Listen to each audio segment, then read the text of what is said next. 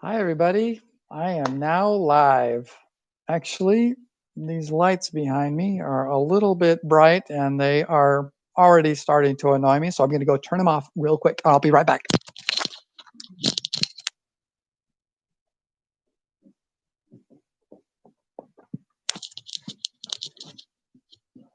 Okay, I am back already. So this is Dumb Old Dad. Thank you for watching another one of my videos. And today I am doing a live video chat. So if you have any questions for me or if you have any comments, you can just type it in the live chat on the side and I will try and answer them the best that I can. I have a few things that I thought I would talk about during my live chat today. So I've typed them onto my phone here and I'm just going to talk about them a little bit.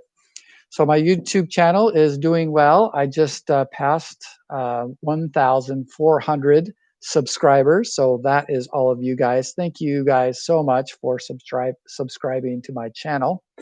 And hopefully, if you like some of my videos, you can share them with somebody else or post it on your Facebook page or whatever you'd like to do. Come back and watch more videos in the future. I have more videos coming. I have some videos that are about products. I'm going to be doing more videos about Nala. There's going to be another Nala video coming out, and I know some of you really like the Nala videos. And I'm trying to find some people to collaborate with. I was just walking around downtown just about a week ago, maybe 2 weeks ago, and I saw these two people with little dogs running around the park. And one of them looked like they were kind of holding their phone, kind of following their dog around. I'm like, oh, okay, well, it's just a person following their dog, just doing some video. But then I saw another guy with the same type of dog, and he had a full on camera, like a serious camera. And I'm like, they're doing something. I bet you they're doing something on YouTube. So I went over there and I talked to him and I go, hey, are you doing anything with those videos? Are you on YouTube? And then the lady came back over with the other dog and said, yes, we are posting these on YouTube. So we're doing videos of our dogs and we're posting them on YouTube. So I will put a link to their channel in the description of this video. If you want to go, I think they're called Shiba dogs. I don't know much about dogs, but anyway, you can watch some of their. So there is a YouTuber in my own little town that I was able to meet there at the city park. So that is kind of fun. I asked them to see if maybe we could collaborate and maybe I could bring my dog, which I think would be way too much energy.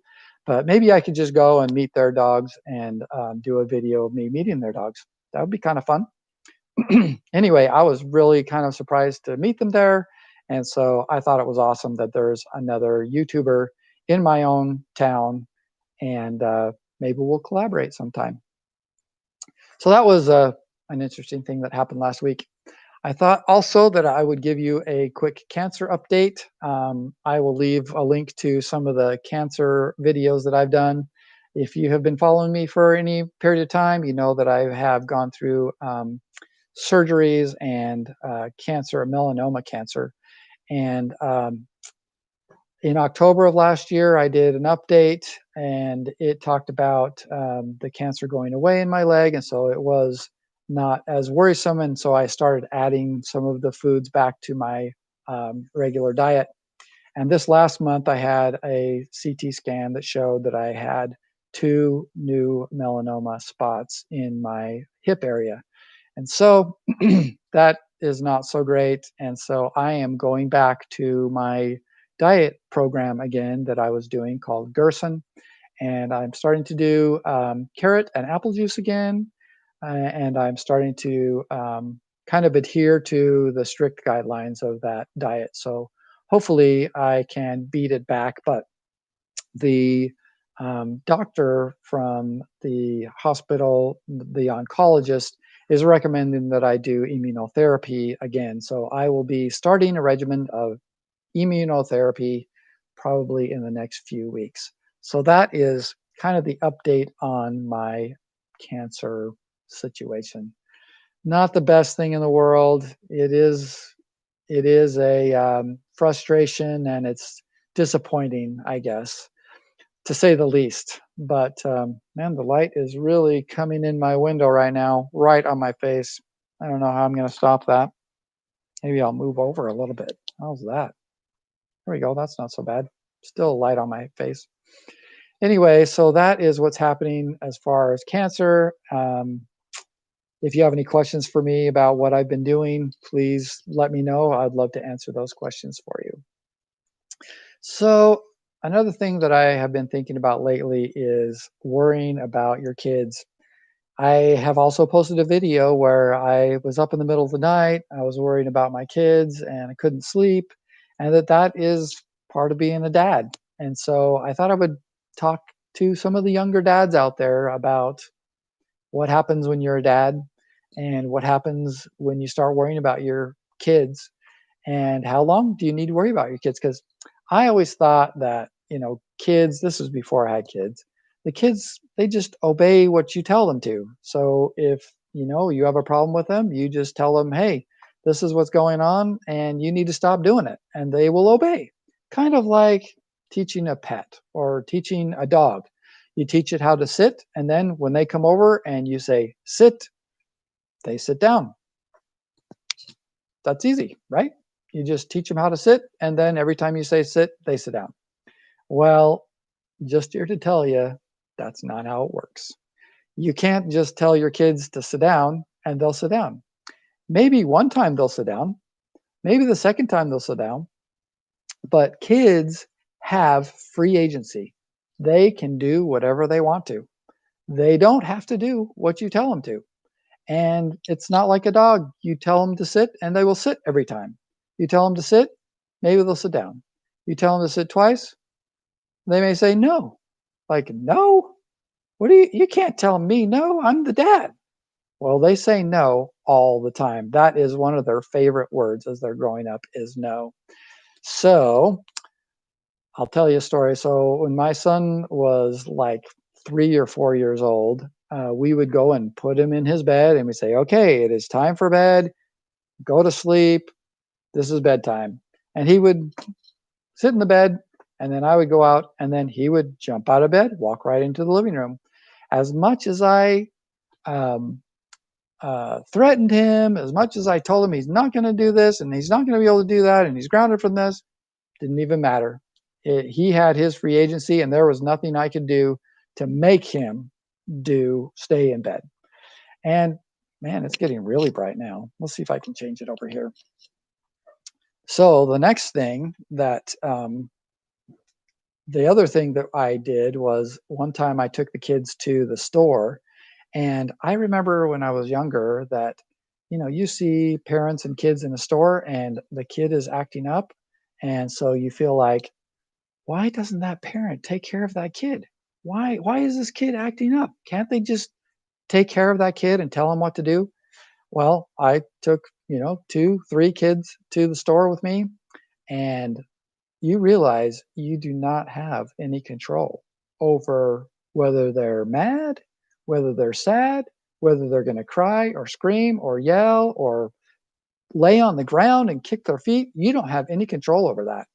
You're doing your best to control the chaos, trying to control the chaos, trying to control the chaos. But then at one point, one kid, I don't remember who it even was, but they were done and they started to scream. And guess what? They didn't care who hurt them. They didn't care if people were looking at us. They didn't care if anybody looked at them. They had no idea. But guess who did care? Me. The dad did. I cared. I didn't want people to see what was going on. I didn't want them to see that I didn't have any control over this kid. And they were screaming and yelling and all sorts of stuff. So this one time, I was in the middle of shopping and I just had it. What else can you do? I just left the cart in the middle of the store and walked out and got in my car. So I walked out, got in my car, and that was it. We were done shopping. There was nothing I could do. My kid had thrown a fit in the store and I didn't have any control. And so I didn't have anything else that I could do except for just leave the store. So just telling you dads out there, sometimes you just got to leave the store. You don't have any control. They don't want to do what you say, and so you get out because you don't want to cause a scene. So, just so you know, kids have free agency. Don't judge other parents because they deal with it too. And I've seen other parents in the store and they're throwing a fit. And guess what I do now? All I do is smile and go, I'm glad that's not me. I don't judge the parent anymore. I don't say, well, they should control that kid. They should just take care of that kid. No, I don't do it anymore because I totally get it. Same thing with church. You know, you look at church and they've got kids running all over, jumping on the back of the things and all over. I I don't I don't look at the parents and go, "Oh, you don't know what you're doing." I look at the parents and go, "Oh, I know exactly how you feel and I feel for you and I'm sorry." And it doesn't bother me anymore, you know, kids, I'm just like, "Oh, I get it, you know, I'll help. Can I help in some way? I'll love to help." So, this the in church is probably the worst because you feel the worst in there, especially when your kid's screaming or something during a quiet sacrament meeting or church meeting. Um, the other thing is that you worry about your kids forever. I thought that I would worry about my kids, sure. When they're little, you worry about their bumping their head. You worry about them sticking a knife in an outlet or an electrical socket. You worry about them falling off of things and hitting their head and getting stitches and breaking a leg or breaking an arm. I mean, you're worried about all those things that are happening to this kid.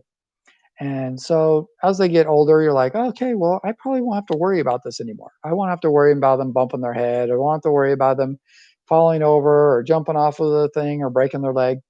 But your worries change. So when they become teenagers and when they become um, like 18 or 19, when they go off to college, I thought I would stop worrying about kids once they go out of the house. Once they leave the house, don't have to worry about it anymore. Guess what? You still worry about them. You're still up all night worrying about them. What are they going to do for college? What are they going to do for work? Are they going to meet a good person? Are they going to uh, be dating a good person? Are they going to marry a good person? I mean, all those things you worry about, you continually to worry about them. You know, you just don't go, oh, they're an adult now. They can take care of themselves. Whatever, good riddance. No, you continue to worry about them. And so I do. I'm still worried about kids. I'm still worried about them going to college. I'm still worried about them married. I'm still worried about who they're dating and all of that stuff. So just so that you guys know, even the new dads that are just starting off, you're going to be worrying about them for just about forever. I think my parents still worry about me, and here I am. I'm an old guy. I'm an old dad now, and they still worry about me. So I guess it just goes on forever. You're going to always be worried about them.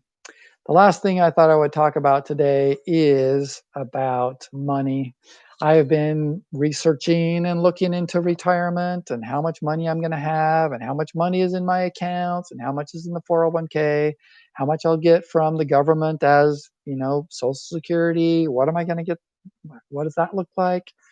And I came across the idea and I started to think about it. What would you do if you didn't have to worry about money anymore? Not the I know there's everybody thinks about what do you do if you win the lottery and you make $1 million? Sure, that's something to think about. I had $1 million, what would I do with it? But just think if you had like not $1 million, but you had enough money for your home, your food, your travel, just about anything in your life, you had enough money. Not like you had all this extra money, but you had enough. You didn't have to work anymore. What would you do if you didn't have to work anymore? Hmm.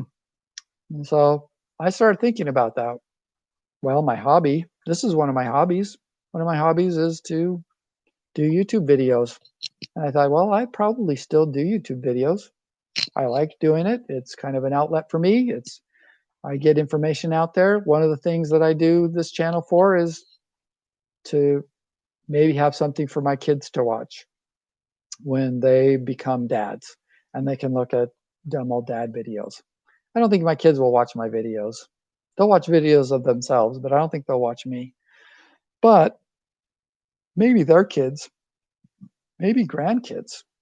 I would think that maybe grandkids, when they get a little bit older, maybe they'd want to know their grandpa a little bit better because I may not be around forever. I, you know, I I could be gone before all my grandkids are born, and maybe my kids could tell their kids, "Hey, if you want to get to know Grandpa, go to his channel and watch some of his stuff." And so maybe my grandkids, maybe it's a little bit of a legacy, I guess, that I'm creating, so that when I am not here anymore, that's something that they can also watch and remember me by. So if I had $1 million, not really $1 million, if I had enough money to that I didn't have to work anymore, what would I do?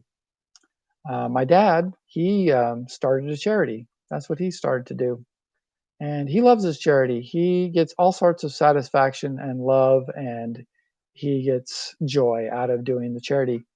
Me, I don't I don't get any satisfaction out of the charity that my dad does. I don't I go down to Mexico and I go on service projects. I'll leave a link in the description of his charity, but I don't get any satisfaction for that. It's not fun for me. I don't like it. So what would I do if I started a charity? Maybe I could do computer programs. Maybe I could start, you know, make a small network for a school down in Mexico or something like that. Maybe I could just get donated computers and give them to children that need computers, going through this um, time we're in when everybody's doing homeschool, they need computers. I would be willing to help do that. Now, that sounds fun to me, to find and generate computers for kids that need them while they're trying to do schoolwork from home. So I don't know. I don't know if I would do a charity. I would definitely do tennis. That is one thing that I think that I would still do is I would do tennis, and I would probably teach young kids to play tennis. I'm not a pro. I wouldn't be able to teach the advanced tennis players, but I could teach young people how to play tennis, and that I think would give me some satisfaction. So think about that in your life. Leave a comment below, and in the comment, put down what would you do with all of your time if you didn't have to work. If you had a retirement and you could just live off of that retirement and not have to work, leave a comment below and tell me what what kind of thing would you do? Would you be a tennis instructor? Would you do YouTube videos? Would you do woodworking? What things would you do? Because there'll be a time in your life, hopefully it's around 65, where that will happen. And you need to start thinking about it. What would I do? And my wife and I are starting to talk about what could we do together when all the kids are out of the house. We're this close to being empty nesters. What can you do with your spouse that you both enjoy, that are fun for you, that gives you satisfaction, but also brings you together instead of just one do one thing and one do the other thing. So think about that yourself. That's something that's going to come into your life at some period of time that you're going to have to figure out what you're going to do when you retire. So hopefully you have a hobby. Hopefully you have something you can do, because watching YouTube videos is not a hobby. I know that it sounds like maybe it should be, but anyway, I think that is about it for me today. I've had a couple of people come in and check out my video. I appreciate every single one of you. I don't know if I told you in the beginning, but I have now surpassed 1,400 subscribers, so that is awesome. I've had a lot of people watch my videos about the Dr. Squatch soap lately. Another video that's been popular is my CT scan. I actually set up a camera during my CT scan, which was a little bit awkward, but they let me do it. And so people have been watching that, and I think it has helped people that are going through a CT scan and need to know what it was all about. So that's been another popular one that of my videos. And then some of my product videos have been very popular. People want to know about how the air fryer works, or somebody that wants to know about a fishing lure or something like that. So those have kind of been my popular videos. And I'm going to start doing more videos with Nala and some more fun videos. I'm going to have my wife probably do a smell test of the Squatch soap. So I'm kind of curious to see what she likes. which soap she likes the best, because it may not be the soap that I like the best. Not that she's going to use it, she's just going to smell it. That's all it is a smell test, and then we'll rank them, 1 to 5 or 1 to 6. So that one's coming up as well. So stay tuned for that. And then if you have any other comments or suggestions on videos that I should be doing, please leave a comment down below. I try to respond to every single comment that people do. I think I'm getting a lot of video views right now because it's almost Father's Day. Remember, that's next week. So on Father's Day, you're going to have to look for something for your dad. I've got a number of videos that talk about products that I like and that maybe your dad would like to, or maybe you would like. I just found a jacket just the other day and I thought, oh, maybe I should just buy that jacket. It'd be so nice. And so maybe I'll buy that jacket and show you, give you a review. So maybe you can send it to your kids and your wife and say, this is what I want for Christmas, or this is what I want for my birthday. Anyway, okay, well, that is it for my live stream today. I appreciate every one of you that have subscribed and that are watching, that are liking. You click on the like button. That does a lot for my channel and helps it grow. And watching them all the way to the end. And I'm trying to post now at the end of my videos a dumb dad joke. And I don't have one for today. I should have prepared one and got one ready for you, but I don't. Anyway, thank you for subscribing. Thank you for watching this live stream, and we'll see you next time on Dumb Old Dad.